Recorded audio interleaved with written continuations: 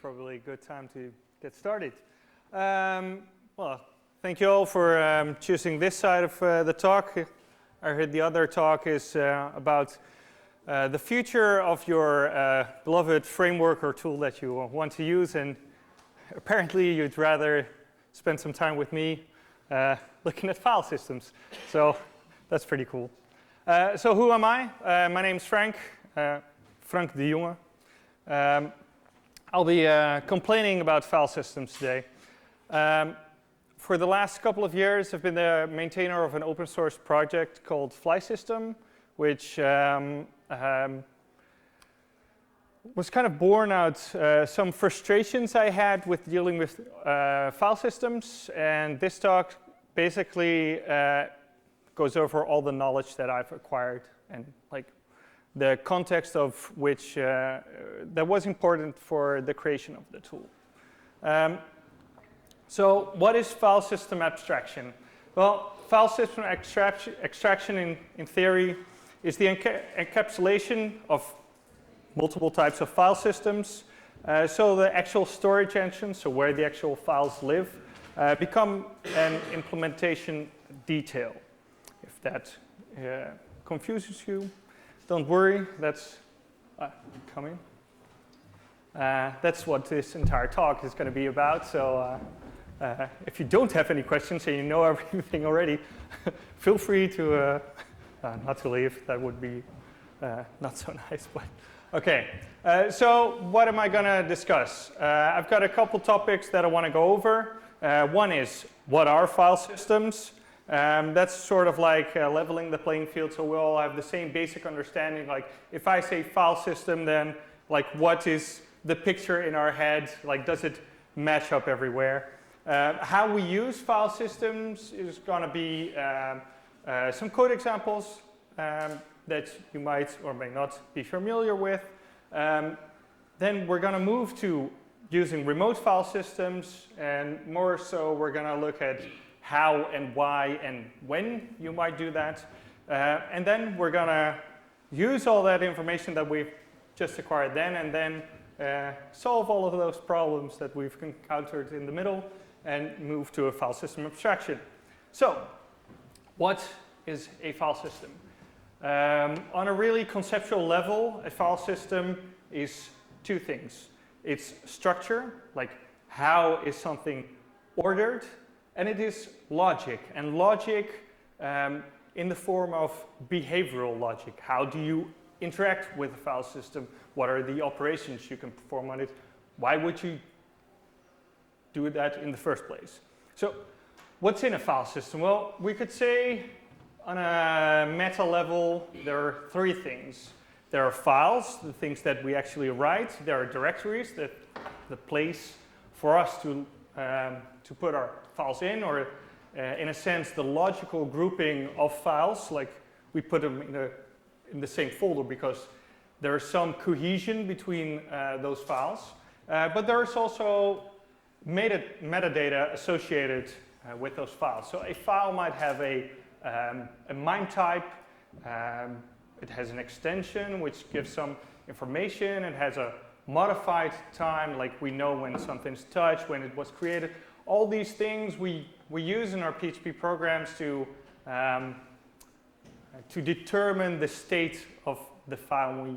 We use it to base our decisions on. So what kind of metadata are we talking about? Well, the location of a file could be seen as metadata for a file. It's like on disk, it's just all going to be bits and bytes written to a disk. But because of the metadata associated with the files, we know it's at a given logical place. Also, the things that we discussed before, we've got the timestamps that are associated with the file. So when was something created, when was it modified, or even when was something added to a directory, which is, I think, only available in PO6, but I don't know. And then we've got a special group, which is permissions and ownerships. This is probably the group that causes the most problems for PHP developers. Yeah, yeah, permission issues are always difficult and mostly problematic. They're also the least enjoyable to fix. I hate them with a passion. So I often create tools or environments where I don't need to deal with those permission issues anymore. So the file metadata specifically are things like MIME type, so you know what's in there. Am I handling an image? Am I handling a specific type of image? What kind of group is it? Am I handling a large image? Is that image too large to handle? Those kind of things you want to know about a file. The contents of a file, well, it's not technically metadata, but it is information that resides in the more conceptual thing of what a file is. That might be a little more philosophical than it needs to be, but in a way it kind of matches the subject. But there's also derived information, and that's we've got multiple functions in PHP that you can use in order to derive or extract more information from a given file than we originally have. So for instance, we have path info to determine what is the file name, what's the base name, the extension, what's the dir name. MIME type is not something you get from path info, but it's also derived information. You can use the contents of a file in order to get the MIME type without having to inspect an actual file. And then we can look at how is a file system organized. In general, we can cut those down into two groups that are most used. The left side is called the nested structure. This is what you typically have in your file system. Like if I'm on a Mac, so I open my Finder, I'm in a directory, I have a context there, I have maybe more directories and files there. People that use Windows probably also have a program that does something similar. So that's like what we're familiar with. That's more or less how we look at our file system, our default view. But there's also another kind of file systems, structure, and that's called I call that the linear file structure. While the other is nested, the linear is just everything is on one level, and basically the paths are all like there's no grouping per se on a directory level. And this is what you see mostly with file systems that live in the cloud, because it's mostly computers talking to them, so they don't really need the concept of directories. Has anybody here used AWS S3? No. That's in itself a linear file system. So while they have created abstractions above that file system to make it work like a nested one, because if you're in your AWS console, you can actually go into directories, they don't actually exist. So nested file systems are the most common, have directories, which have files, more directories. Linear file systems are more like key value stores. They only have a place where a file is. If you want to separate that with slashes for logical grouping, that's fine for the file system, but it doesn't actually do anything with that. They only have files, and they often require a different approach. And as I said before, directories, like if those are both file systems, so what are directories? Well, one could say that directories don't really exist. They're just a way to view a subset of something that's in a file system, and that's handy because if you only had a list of all the files that are available on your entire operating system at the same time, you wouldn't even be able to find anything. So it's good to realize why these things exist. Directories exist because humans need to interact with files. So if no human needs to interact with files, it's okay to have a file system that does not even have directories. So now that's how I look at file system. As I said, maybe it's a little more philosophical or abstract than you're used to, but these things help us to understand and move forward when we're going to tackle more complex situations. So what can we do with the file system? Well, these are the things that we all know. We can write, read, update, delete. We've got nice functions to do all that. We can move, rename, we can copy a file, and we can list over the files that we have in that non-really existing directory. And we can inspect them to get metadata. So what does this look like in PHP? Well, we have some nice things about it, because some things, especially compared to other languages, are really easy. But there are some odd situations. Like, we can very easily put the contents in a file with file put contents. We can easily get it out with the file get contents.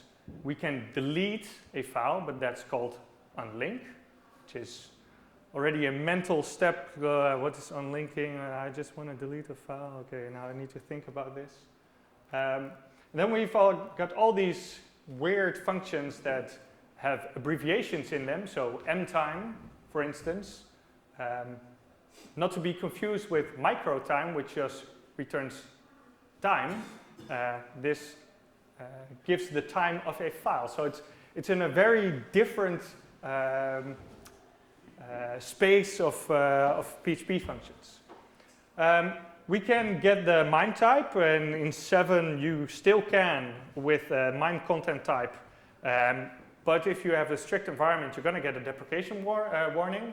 So now you can get the new and improved finfo function, which is the instantiation of an object that takes a flag, which is file info MIME time, and then you call the file function on that, so you get the MIME type back. But depending on what kind of flag you've put in here depicts what kind of results you get from the method you put the contents of a file in. If that confuses you, that's totally fine, because it's confusing as hell. So then we can make things even worse. We can start to list files. We can use the glob function, which takes like a regular expression like syntax. So you have to know the location, and you have to append the slash and then an asterisk, so you can get everything in that folder. But it's very fast. It's not gonna argue there. It's pretty fast. And also, if the directory is large, you can easily run out of memory without having any control. So it's fast, but also in some situations a bit dangerous. Then you can have things like scandir. Who uses scandir? Nobody, because what means scandir? I don't know. We've got readdir, which is probably associated with scandir, but instead of a directory, it needs a resource. And then obviously everybody's like, I know how to get a resource. And then in the end, nobody knows, which is totally fine because it's not really clear. But apparently you can use opendir in order to get the resource of a directory. What is a resource? Well, in PHP, that's a million things, so we don't really know. And then we also have directory iterators. So we can use a directory iterator to get an iterator, so not an array. So if we want an array, we need to call iterator to array over it in order to loop over it and distill the array from it. But then all you have is objects, and objects are not like this is the location of a file. So we need some kind of way to normalize that. So we write our own function, and then we array map over it and loop through that function. So we cast everything from an object into something that's actually usable for us, a string file location. But that only works on one level. What if we need to go infinitely deep? Then we need to do an array map that maps over a normalized file info function that takes an argument that's the result of an iterator to array function that takes an iterator, which is the composition of a recursive iterator that takes a recursive directory iterator that takes a location. PHP is awesome! Now that we know all this, can anybody tell me why I would use one or the other? I heard that the globe one is really fast. Does somebody else have any opinions or wants to share some knowledge? No, I don't want to do that either, because most of the time, 99% of the time, it doesn't matter which one of these you use.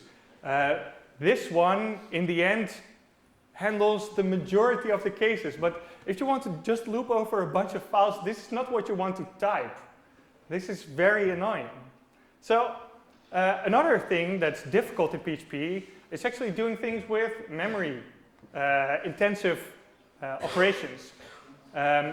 Who here uses the fopen function? Who here likes to use the fopen function? Nobody, and I get why. If you use the fopen function, you have to pass it a location, then you have to give it a mode. I've been doing file system stuff for a good number of years. I've been doing this Flysystem stuff for a good number of years, and I still need to often look up just to be absolutely sure which mode. I can't be bothered to remember all those modes and why I'm using them. So, because there are like 12 of them, and all have different edge cases. So, when you use fopen, you get a resource, which is the same thing as a handle. So here we're opening two things, but we kind of need to name them differently because else we'll just override the variable. So I've created one that is handle and one that's resource. And while the resource is not at the end, so while we can still get data from it, we're going to loop over it and get a chunk, which is this amount of bytes. And then we're going to get that chunk, and then we're going to write it to the next, we're going to write it to the handle. So we're going to loop over it, and then every time in this bit, the most amount of memory used, theoretically, is that 1024 bytes of PHP string memory. And then we need to close it, and then we get a result from that, and we need to close the initial resource as well. And we also need to handle, this doesn't even handle error cases. So this is, if everything goes right, and obviously everything always goes right, this is the minimum amount of code. That's quite a lot of code just to do a copy. So we also have copy. Copy is nice because copy is simple. Copy is one call. It has an input and an output, and it just returns the result. And it doesn't have any of the memory issues that we previously had. Even more so, it's even more memory efficient than the stuff that we had because there is actually no memory that's loaded into PHP. So it's wonderful, but it's also bad because the source and the destination both need to be locally. So they both need to exist on the same machine. So if you want to copy from your local to S3, well, you can't use this function anymore. So you have to use something like this. So it's a problem when you want to move away from the, your one file system. So conclusion. Yeah, okay. I'm not going to try to mimic that face, but I'm pretty sure everybody has been behind their computers and thought, oh, this is just pain. I don't want to do this anymore. So now we know what file systems are. We know why I hate them.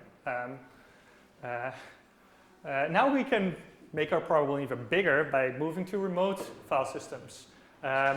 So working with remote file systems, why would we even bother to do this? If our application gets more load than a single machine can handle, then we need to scale. There are a lot of talks about how to scale applications. Basically, it comes down to you need to put a couple restrictions on yourself in order to be able to scale in a safe way. If you have a file upload that's a user picture and you have your application running on 2 nodes and that user is uploading a file and that it's load balanced, so it's, that file is going to one machine, and the next request, we don't know if that's going to come to the same machine, but if the file's here and the next request comes here, all of a sudden that user's profile picture is gone and he's going to be mad.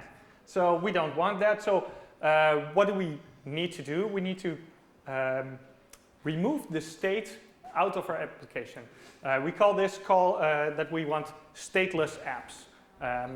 If you're not entirely sure what that means, that's fine.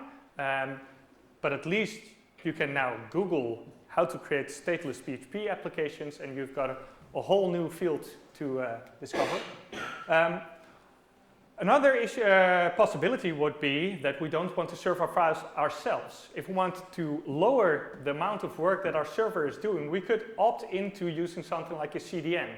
A CDN is a content distribution network. It's basically stuff where it's where people load jQuery from.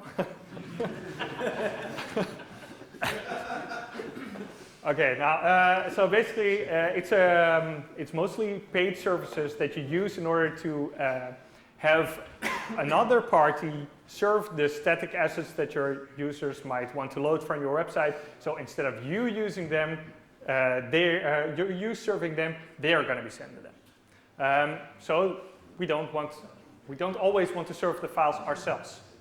Another thing, if we're working on complex applications, sometimes we have applications that need to work together with other applications, and there are maybe multiple stages in a processing cycle. Then we want to share files, but we don't want to share it in the application. You don't want to send it over the wire every time a new stage needs to act on the files. So for that, we could introduce an intermediate storage. So the application 1 could write it, application 2 could then pick it up and do something with it, modify it, put it there somewhere else, without them all having to send the files to one another. So this could be beneficial for a number of reasons. But there are some consequences with this.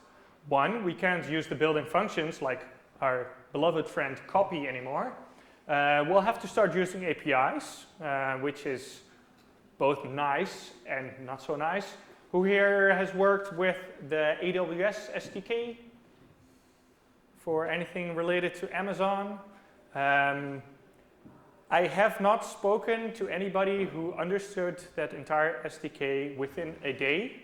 It's a very complex, very large body of knowledge that you're tapping into. It is by no means simple. It serves a purpose. It is very powerful, but it's not something that you just dive into and magic starts to happen. Let's compare some things. Let's write contents to a file, but then in a remote file system way. So if we look at AWS S3, we have to use the put object method that takes an array of options for which we obviously know the keys by heart because we dream their platform every night. So you have a body key. It's not the contents, it's a body of a file. And then we need to give it a content type. And obviously we use that beautiful yet confusing function that now does not call the file method, but instead we call the buffer method because we have a file buffer in our memory. And it also needs to know how long this file is. You have to use the multi-byte string length functions for that because there might be weird characters in there that do not translate. Like if you use normal string length, you might get the wrong length and your file might be concatenated, which is not something we want generally, unless we want to mess with our users, but that's kind of a sick joke to play on your customers. But we need that in order for the SDK to be able to optimize the uploading, because it might be able to split up uploading that large file into multiple batches that it's going to do at the same time, so you can actually do multiple parts and then at the same time, which is faster, and then S3 at the end of the request just combines those two parts and magically everything is quick. We use the put object because we want to put an object. Apparently, it's not a file anymore, it's object now. If you use Dropbox, then we use the now deprecated Dropbox client that will soon be decommissioned. So this won't work anymore in half a year. So all this knowledge that we've acquired about using the SDK is now useless. But we have a Dropbox client. We use the upload file from stream function. We give it a location, we give it the contents, and then we also give it a mode. A mode is where we say, well, we're going to write something. Well, no, we're not going to write something. We're going to upload. But then during the upload, we're going to say how they are going to handle it. And they're going to handle it in the way that we say that they're going to write it. Initially, I was going to question myself, what else are you going to do with the file? But apparently, you can also do overwrite. So that's a thing. For Rackspace, we have upload objects. For WebDAV, we have put. For FTP, we have to use all those nice resource functions, because if you want to upload to FTP and you have a string, well, good luck, because that doesn't work, because it only accepts those really nice designed streams, the resources. So the downside, there's no generic interface. They're all different APIs. They all support different kinds of input, either string or stream. None of the results are the same. And furthermore, choosing a file system can create technical debt. You can be tightly coupled to such an implementation, which actually makes moving from cloud vendor, from one cloud vendor to another, sometimes even too expensive for a manager to say, well, okay, let's do this. By doing so, it creates vendor lock-in and requires you to invest in that solution that you don't maybe not care about. So the solution here is to use a file system abstraction. So what's a file system abstraction? Well, it's logic and structure to facilitate a generalized API, so a normalized interface to work with different file systems. What does a file system abstraction do? It bridges the gap between multiple implementations of file system and or packages that are used to interact with those, and it normalizes the responses. So one, you have a unified way to address it, and also what you get back is unified as well. That makes it possible for everything to become an implementation detail. You no longer have to care about it. So Flysystem is such a tool. For the last 4 to 5 years, I've been working on Flysystem, and it all started with me being frustrated with the tools that I was using. So I thought, well, I'm gonna write this once and then never have to do it again. Well, joke's on me, because now I do this every day. So it's basically many file systems, one API. It is, as I said, an abstraction layer. Everybody's pretty much used to using a database abstraction layer. This is that, but then for files. I think it's pretty cool, but I would say judge for yourself. Let's look at what Flysystem does. So we have a thing called an adapter. So there are two parts to Flysystem. One is the file system itself, and then there's the connection to the storage that we're actually using.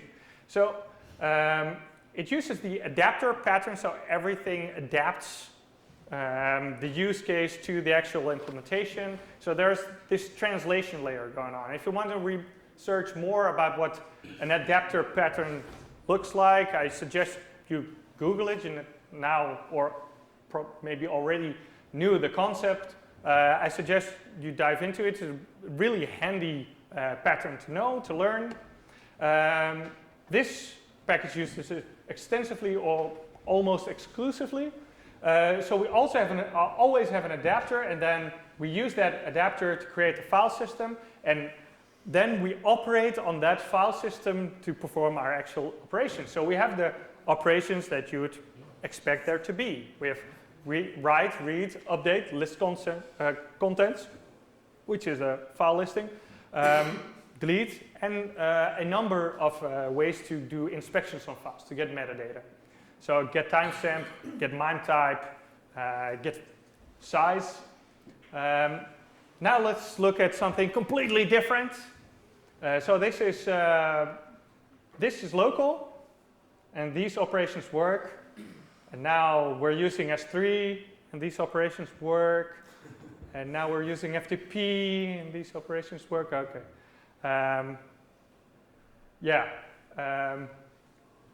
The tool itself is really boring. It does the same stuff every time. I cannot make that any more sexy than it is, because it's not. In the end of the day, we're writing files, so how exciting can that be?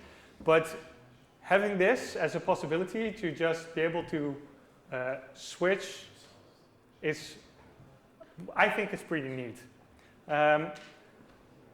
Flysystem also really enables you to use streams in a very nice fashion. So you can read a stream, get a handle, the wonderful resource that we discussed before, and then write it using WriteStream. So this effectively does all the looping and error checking and error handling for us. Even some SDKs have retry mechanisms built in, so we get all that stuff basically for free. And this is, as you can see, this is effectively reading a file from Dropbox and then re-uploading it to FTP without, like this could be a file of a gigabyte. It could be a terabyte. It doesn't matter. And even on shared hosting, if we have like limited resources, this would still work because of how Flysystem uses the resources that are available to us within PHP. Just imagine how many lines of code you would need to write in order to do this with just the SDKs.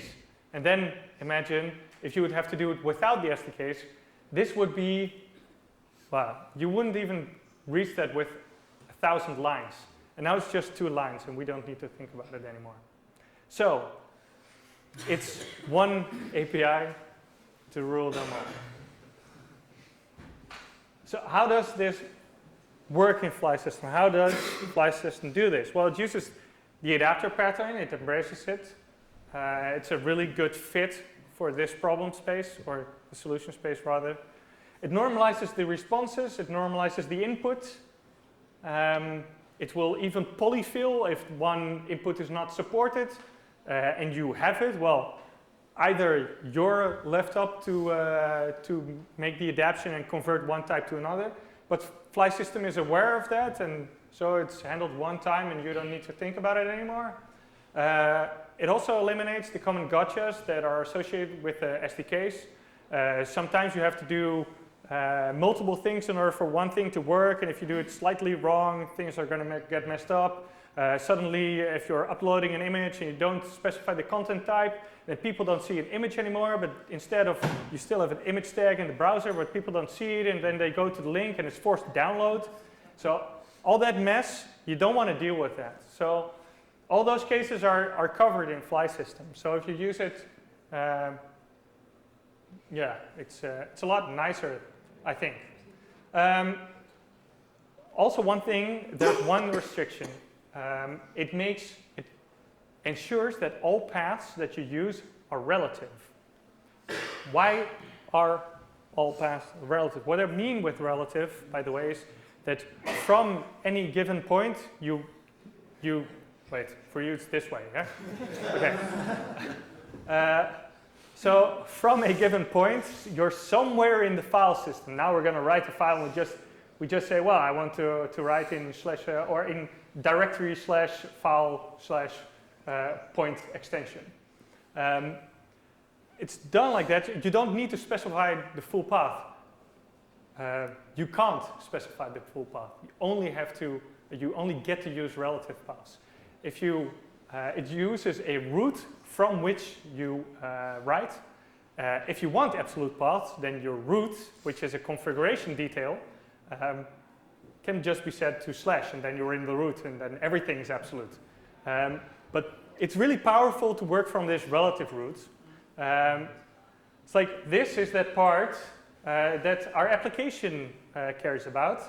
This, nobody cares about that, but you have to do it because otherwise it won't work.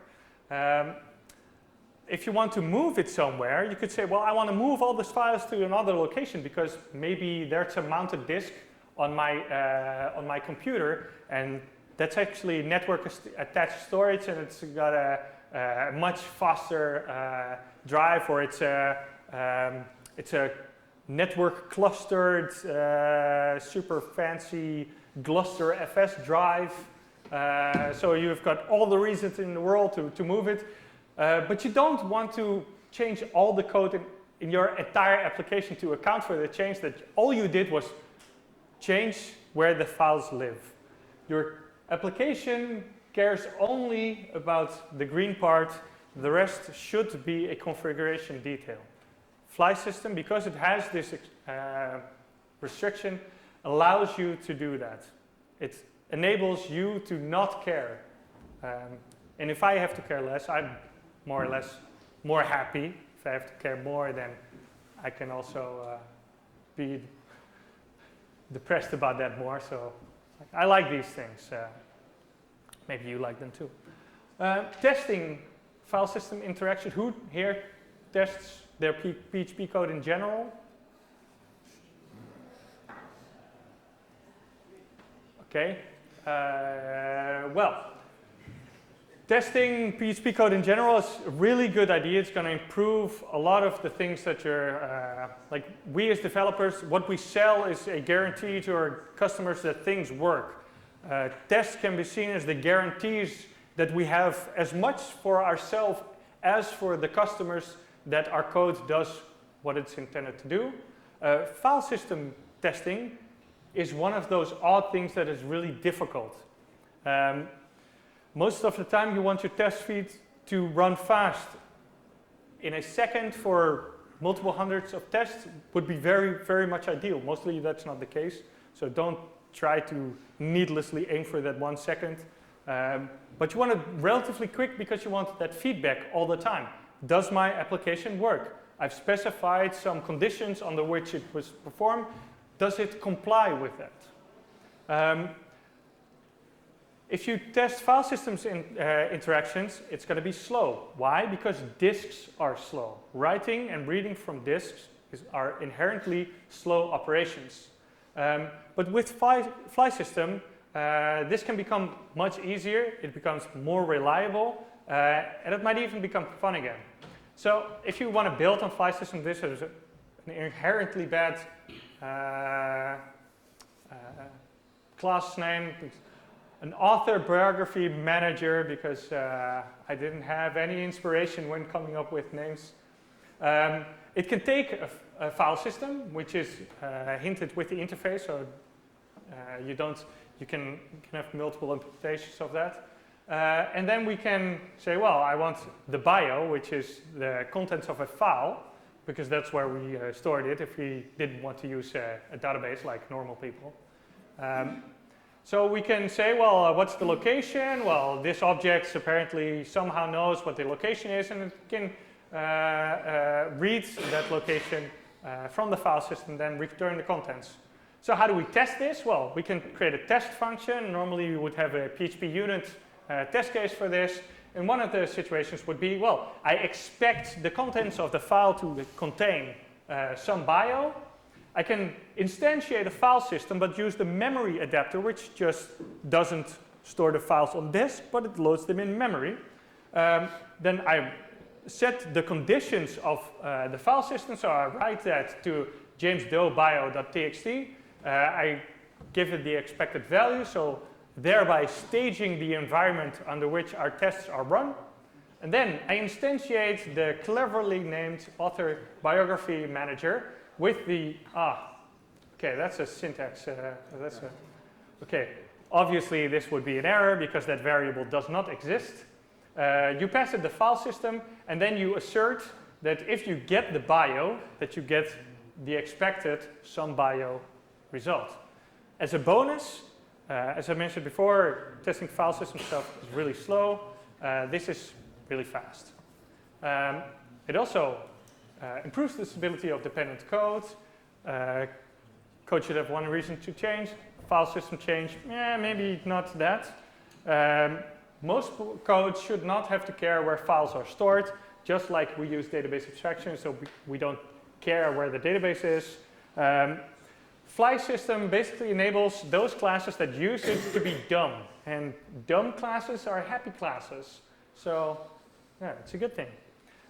It opens up for new possibilities. For one, who has had to deal with large uploads that take a lot of time? I had a customer once, and they were a video transpiling company. The web server had a 30-second timeout, so they had a problem because they couldn't guarantee the file would be there in 30 seconds. So what they did instead was say, well, why don't you upload it to Dropbox?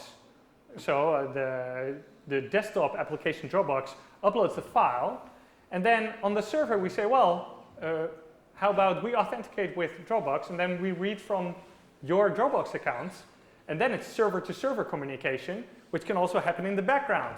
One, server-to-server communication is very, very, very fast.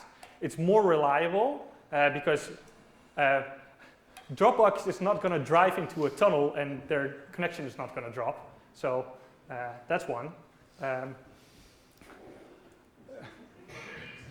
Anywho, so it's really fast, and the user was not stuck in a sort of screen where they just had to wait until it was uploaded. So they could just do whatever and get on with their day.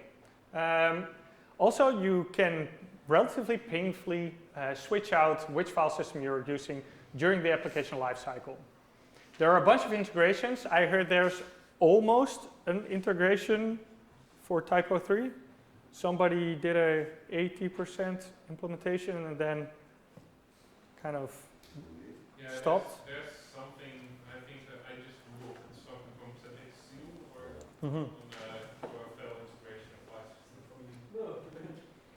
Then again, you can just use it for your modules that you're building. So you can use it directly. You don't need to use a plugin per se. It's available as a composer package. You can just install it along with the installation that you're used to, then start shipping it. Some general stats. I didn't give this talk for a little while. So actually the last time that I gave it was a year and a half, maybe 2 years ago. And as number one exciting thing was that it had like 200,000 installs per month, and now it's close to 2 million downloads per month, and it's been downloaded over 35 million times on packages. So yeah, a lot of people are using it. So maybe you'll like using it too. Also, people did a lot of stupid shit when they did this. So there were people who were creating different kinds of adapters for Flickr, for YouTube, and I was like, okay. Somebody thought it was a great idea to post Reddit comments via the API, but use the Flysystem interface to do that, because you can adapt it to basically anything. That one is actually real. Like the other ones, people on Twitter talk to me about it.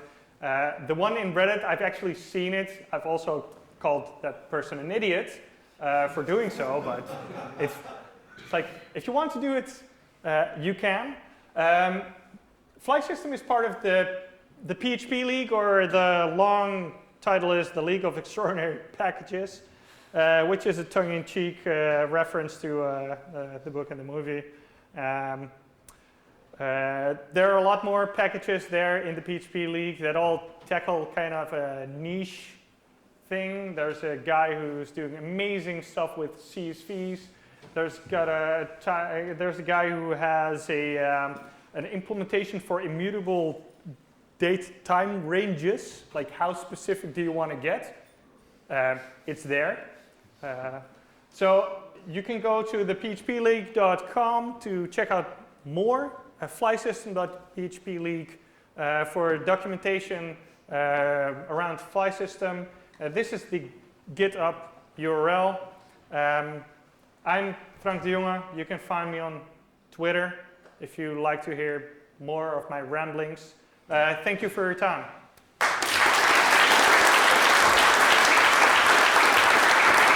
Cool. Ja, helemaal goed.